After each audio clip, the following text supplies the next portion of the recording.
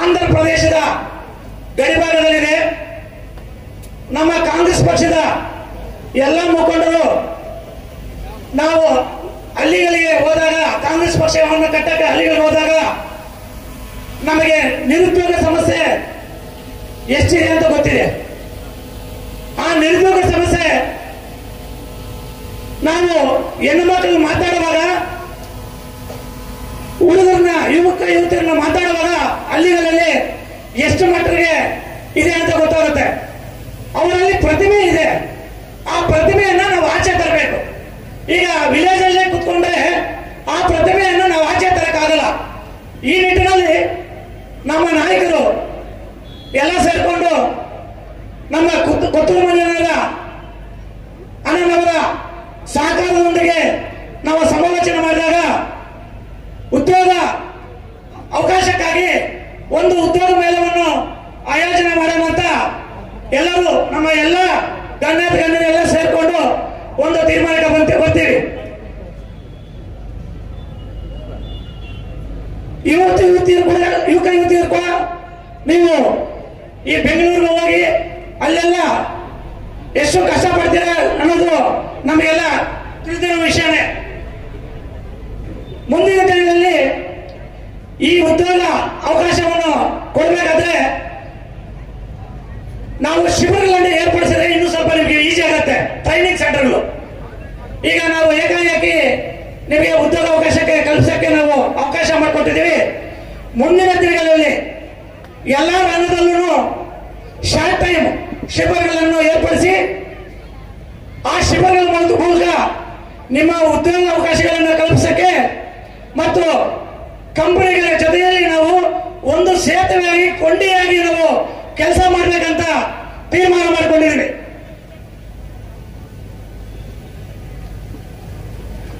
ನೀವು ಇಲ್ಲಿ ಯಾರಿಗಾದ್ರೂ ಅಕಸ್ಮಾತ್ ಕೆಲಸ ಸಿಗಲಿಲ್ಲ ಅಂತಂದ್ರೆ ನಿರಾಶೆ ಆಗಬೇಡಿ. 10,000ಕ್ಕಿಂತ ಇನ್ನೂ ಹೆಚ್ಚು ಉದ್ಯೋಗ ಅವಕಾಶಗಳಿದೆ.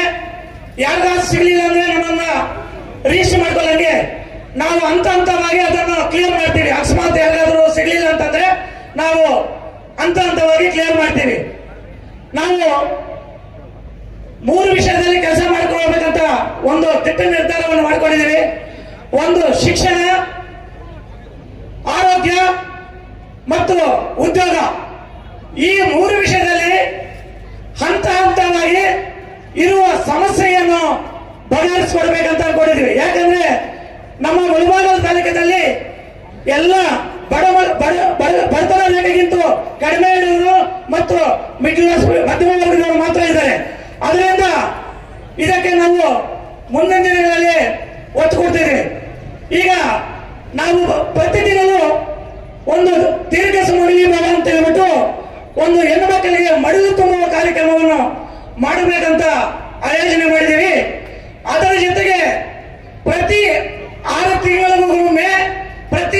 ತಿಂಗಳಿಗೊಮ್ಮೆ ನಾವು ಶಿಕ್ಷಣದ ಬಗ್ಗೆ ಆಗಲಿ, ಆರೋಗ್ಯದ ಬಗ್ಗೆ ಆಗಲಿ, ಉದ್ಯೋಗ ಬಗ್ಗೆ ಆಗಲಿ ಯಾವುದಾದ್ರೂ ಒಂದು ರಂಗದಲ್ಲಿ ಒಂದು ಕಾರ್ಯಕ್ರಮವನ್ನು ಆಯೋಜನೆ ಮಾಡಬೇಕಂತ ನಮ್ಮ ಎಲ್ಲ ಕಾಂಗ್ರೆಸ್ ಮುಖಂಡರ ಎಲ್ಲರೂ ಸೇರಿ ನಮ್ಮ ಕೊತ್ತೂರು ಮಂಜುನಾಥರ ಸಹಕಾರದೊಂದಿಗೆ ಕಾರ್ಯಕ್ರಮಗಳನ್ನು ಮಾಡಬೇಕಂತ ತೀರ್ಮಾನ ಮಾಡಿದ್ದೀವಿ. ನಾನು 2023ರಲ್ಲಿ MLAಗೆ ಅಭ್ಯರ್ಥಿಯಾಗಿ ನನಗೆ ಇಲ್ಲಿ ಮಾಡ್ತಾರೆ. ನಾನು 20ನೇ ತಾರೀಕು ಲಾಸ್ಟ್ ಡೇಟ್ ಇರುತ್ತೆ. 19ನೇ ತಾರೀಕು ಮಧ್ಯರಾತ್ರಿಯಲ್ಲಿ 3 ಗಂಟೆಗೆ ನನಗೆ ಹೇಳ್ತಾರೆ, ನೀನು ನಾಳೆ ಬೆಳಗ್ಗೆ 6 ಗಂಟೆಗೆ ಬರಬೇಕು, ನಿಮ್ಮನ್ನ ಅಭ್ಯರ್ಥಿಯಾಗಿ ಮಾಡ್ತೀವಿ ಅಂತ. ಆ ವಿಷಯದಲ್ಲಿ ಇಲ್ಲಿ ಗಣ್ಯರು ಇದ್ದಾರೆ. ರಾತ್ರಿ 3 ಗಂಟೆಯಲ್ಲಿ ನನ್ನ ಮೇಲೆ ಅಭಿಮಾನ ಇಟ್ಟು 3 ಗಂಟೆಯಲ್ಲಿ ಕರೆಸ್ಕೊಳ್ತಾರೆ. ನಾನು ಇಲ್ಲಿ MLA ನಿಲ್ಬೇಕಂತ ನಾನು ಯೋಚನೆ ಮಾಡಿರೋದಿಲ್ಲ. ಅಂಥದ್ರಲ್ಲಿ ನಮ್ಮ ಕಾಂಗ್ರೆಸ್ ಪಕ್ಷದ ಎಲ್ಲ ಮುಖಂಡರು ನನ್ನ ಮೇಲೆ ವಿಶ್ವಾಸ ಇಟ್ಟು ರಾತ್ರಿ 3 ಗಂಟೆಯಲ್ಲಿ ಕರೆಸ್ಕೊಂತಾರೆ. ಅದರಲ್ಲಿ ತುಂಬಾ ಜನ ಇಲ್ಲಿ ಗಣ್ಯರು ಇದ್ದಾರೆ. ಅಭ್ಯರ್ಥಿ ಮಾಡಿ ಸುಮಾರು ನನಗೆ 70,000 ಮತಗಳನ್ನು ಕೊಟ್ಟಿದ್ದಾರೆ. ನನ್ನ ಮೇಲೆ ವಿಶ್ವಾಸ ಇಟ್ಟು 70,000 ಮತಗಳನ್ನು ಕೊಟ್ಟಿದ್ರ. ಆ 70,000 ಜನ ನನ್ನ ಮೇಲೆ ವಿಶ್ವಾಸ ಬಿಟ್ಟಿದ್ರೆ ನಾನು ಏನೋ ಒಂದು ಕಾರ್ಯಕ್ರಮಗಳನ್ನು ರೂಪಿಸಬೇಕು, ಮುಂದಿನ ದಿನಗಳಲ್ಲಿ ಅವ್ರಿಗೆ ಏನಾದರೂ ಮಾಡಬೇಕು ಅಂತ ದಿಟ್ಟ ನಿರ್ಧಾರವನ್ನು ತೆಗೆದುಕೊಂಡಿದ್ದೀನಿ. ನನಗೆ ಅವ್ರ ಋಣಾಕರ ತೀರಿಸ್ಕೋಬೇಕಂತ ದಿಟ್ಟ ನಿರ್ಧಾರ ಇಟ್ಟಿದ್ದೀನಿ. ನನ್ನ ಮೇಲೆ ವಿಶ್ವಾಸ ಇಟ್ಟ ಕೊತ್ತೂರು ಮಂಜಣ್ಣನಾಗಲಿ, ಇಲ್ಲಿ ನಮ್ಮ ಕಾಂಗ್ರೆಸ್ ಮುಖಂಡರಾಗಲಿ ನನಗೆ ಟಿಕೆಟ್ ಕೊಡಕ್ಕೆ ಅವರು ನಿದ್ದೆ ಮಾಡಿಲ್ಲ, ಊಟ ಮಾಡಿಲ್ಲ, ಅಷ್ಟು ಕಷ್ಟಪಟ್ಟಿದ್ದಾರೆ. ಅವರಿಗೆಲ್ಲರಿಗೂ ನಾನು ಧನ್ಯವಾದಗಳನ್ನು ತಿಳಿಸಲು ಹೇಳ್ತಾ ಇದ್ದೀನಿ. ನಾನು ಒಂದು ಉದ್ಯಮಿ ಆದರೂ ನನಗೆ 70,000 ಮತಗಳನ್ನು ಕೊಟ್ಟಿದ್ದೀರಾ. ನಾನು ಬಿಸ್ನೆಸ್ ಮಾಡ್ತಾ ಇದ್ರು, ಎಲ್ಲೇ ಇದ್ರು ನನಗೆ ಈ ಮುಳಬಾಗದ ಬಗ್ಗೆ, ಈ ಮಹಾಜನದ ಬಗ್ಗೆ ನನಗೆ ಕಾಳಜಿ ಇದೆ. ಏನಾದರೂ ಒಂದು ದಿಟ್ಟ ನಿರ್ಧಾರ ತಗೊಂಡು ಏನಾದರೂ ಒಂದು ಮಾಡ್ಬೇಕು ಅನ್ಕೊಂಡಿದ್ದೀವಿ. ಮುಂದಿನ ದಿನಗಳಲ್ಲಿ ಹಂತ ಹಂತವಾಗಿ ಆ ಕಾರ್ಯಗಳನ್ನು ರೂಪಿಸ್ತೀನಿ. ಇದು ರಾಜಕೀಯ ವೇದಿಕೆ ಅಲ್ಲ, ದಯವಿಟ್ಟು ಕ್ಷಮಿಸಬೇಕು. ಆದರೆ ರಾಜಕೀಯ ವೇದಿಕೆ ಅಲ್ಲದಿದ್ದರೂ ಸಹ ನಾವು ಕೆಲವು ರಾಜಕೀಯ ವಿಷಯಗಳನ್ನು ಮಾತಾಡಬೇಕಾಗುತ್ತೆ, ಕ್ಷಮಿಸಬೇಕು. ರಾಜಕೀಯದ ಬಗ್ಗೆ ಸ್ವಲ್ಪ ಅನಿಸಿಕೆಗಳನ್ನು ನಾನು ಅನಿಸ್ಕೋಬೇಕಾಗುತ್ತೆ. ನನಗೆ ನಮ್ಮ ಮಂಜಣ್ಣವರ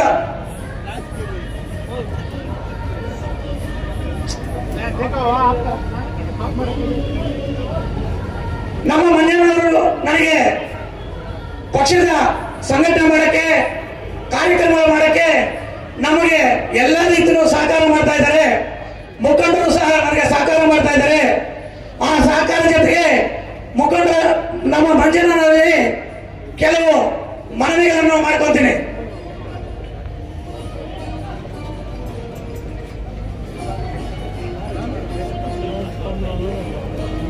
ನಮ್ಮದು ರಾಜಕೀಯ ವೇದಿಕೆ ಆಗಿರೋದ್ರಿಂದ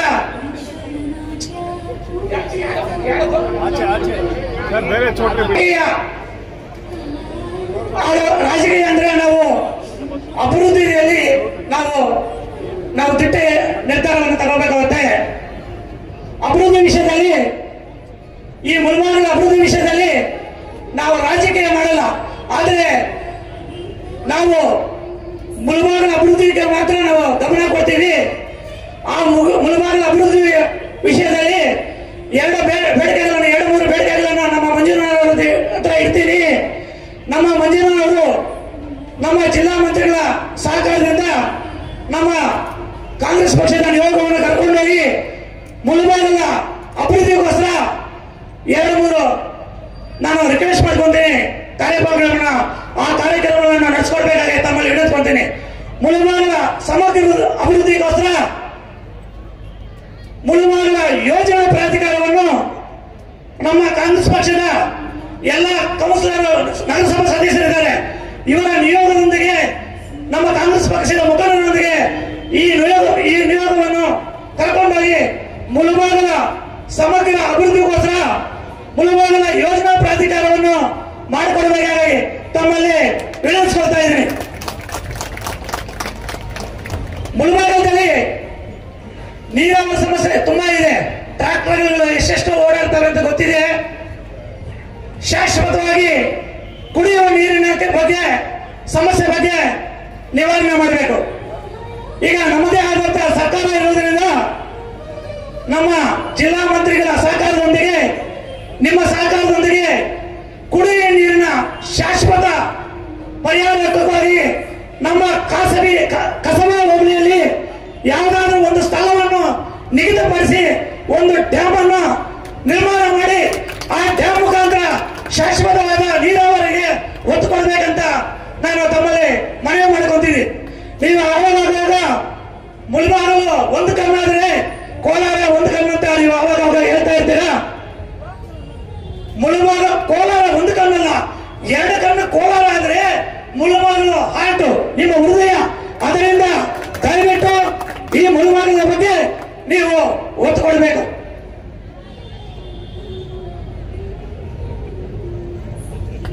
ಈ ನಿರುದ್ಯೋಗ ಸಮಸ್ಯೆ ಕೂಡ ತುಂಬಾ ಇದೆ. ಹಳ್ಳಿಗಳಿಗೆ ಹೋದಾಗ ಈ ನಿರುದ್ಯೋಗ ಸಮಸ್ಯೆಯ ಬಗ್ಗೆ ಗೊತ್ತಾಗುತ್ತೆ. ಅದರಿಂದ ಈ ನಿರುದ್ಯೋಗ ಸಮಸ್ಯೆಯನ್ನು ನಿವಾರಣೆ ಮಾಡಬೇಕಾದ್ರೆ ನಮ್ಮ ಕಾಂಗ್ರೆಸ್ ಪಕ್ಷದಿಂದ ವರ್ಷನೂ ಹಂತವಾಗಿ ಈ ನಿರುದ್ಯೋಗ ಸಮಸ್ಯೆಯನ್ನು ನಿವಾರಣೆ ಮಾಡಲು ನಾನಾ ರೀತಿಯ ಕಾರ್ಯಕ್ರಮಗಳನ್ನು ಹಮ್ಮಿಕೊಂಡು ಮುಂದಿನ ದಿನಗಳಲ್ಲಿ ನಿರುದ್ಯೋಗ ಸಮಸ್ಯೆಯನ್ನು ಪರಿಹಾರ ಮಾಡ್ತೀವಿ. ಹಾಗೆ ಕಾಂಗ್ರೆಸ್ ನಮ್ಮ ಕೊತ್ತೂರು ಮಂಜನಹಳ್ಳಿಯಲ್ಲಿ ಒಂದು ಮನವಿ, ಯಾವ್ದಾದ್ರು ಇಂಡಸ್ಟ್ರಿಗೆ ಏನಾದ್ರು ತಾವು ಪ್ರಪೋಸಲ್ ಮಾಡಿದ್ರೆ ಒಳ್ಳೆಯದಂತ ನಾನು ಈ ಸಂದರ್ಭದಲ್ಲಿ ಕಷ್ಟಕರ ವಿಷಯ ಆದರೂ ಎಲ್ಲರ ಸಮ್ಮುಖದಲ್ಲಿ ಒಂದು ಬೇಡಿಕೆ ಇಟ್ಟಿದ್ದೀನಿ. ಹಾಗೆ ಇದೇ ರೀತಿ ಇನ್ನೂ ಅನೇಕ ಕಾರ್ಯಕ್ರಮಗಳಿದೆ. ನಾವು ಮುಂದಿನ ದಿನಗಳಲ್ಲಿ ಹೇಳ್ತೀವಿ. ಈಗ ಸಮಯ ಕಾಲಾವಕಾಶ ಕಡಿಮೆ ಇರೋದ್ರಿಂದ ದಯವಿಟ್ಟು ಕ್ಷಮಿಸಬೇಕಾಗುತ್ತೆ. ನನ್ನ ಈ ಕಾರ್ಯಕ್ರಮಕ್ಕೆ ಪ್ರತ್ಯಕ್ಷವಾಗಿ ಪರೋಕ್ಷವಾಗಿ ಎಲ್ಲ ಸಪೋರ್ಟ್ ಮಾಡಿರುವಂತ ಮುಂಚೂಣಿ ಘಟಕದ ಎಲ್ಲ ನನ್ನ ಕಾಂಗ್ರೆಸ್ ಮಿತ್ರರು, ಕಾರ್ಯಕರ್ತರು, ಮುಖಂಡರು, ಕಂಪನಿಯವರು, ಪೊಲೀಸ್ ಡಿಪಾರ್ಟ್ಮೆಂಟ್, ಮೀಡಿಯಾದವರು, ಪತ್ರಿಕಾ ಮಿತ್ರರು, ಎಲ್ಲ ನನ್ನ ಸಪೋರ್ಟ್ ಮಾಡಿದಂತ ಎಲ್ಲ ಮಿತ್ರರು, ನಿರುದ್ಯೋಗಿ ಯುವಕ ಯುವತಿಯರು, ಅಣ್ಣ ತಮ್ಮಂದರು ಎಲ್ಲರಿಗೂ ನಿಮಗೆ ವಂದಿಸುತ್ತಾ ನನ್ನ ಮಾತುಗಳನ್ನು ಮುಗಿಸುತ್ತೇನೆ. ಜೈ ಹಿಂದ್.